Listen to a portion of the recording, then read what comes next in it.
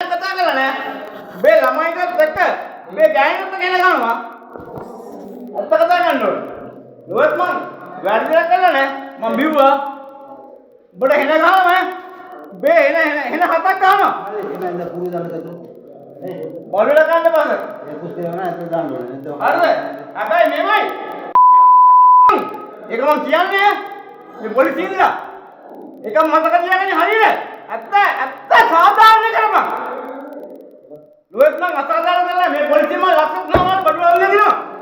මේ පොලිසිය උගුල් මහත්තයා, ඔයස් මහත්තයා, සාත් මහත්තයා ඕන්නේ ගන්න.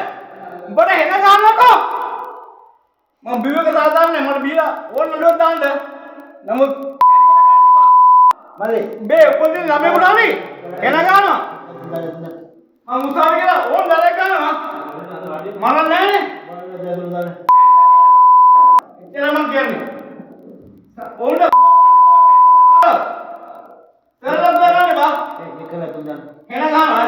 මම කුඩු දාන්න. මොකද කරන්නේ? සර්. ඒවනේ තුන්දන් දාන්න. මම කුඩු දාන්න. අසාධාරණ ගන්න එපා සර්. මේ සිංහල අසාධාරණ මම කුඩු දාන්න. හරිද? බලු වෙල ගන්න එපා සර්. ඔබට හෙන ගන්නවා. මේ ළමයිට මේ අම්මට නෑ ඔබ. මට කියන්න දෙයක් නෑ. මම යන කුඩුට.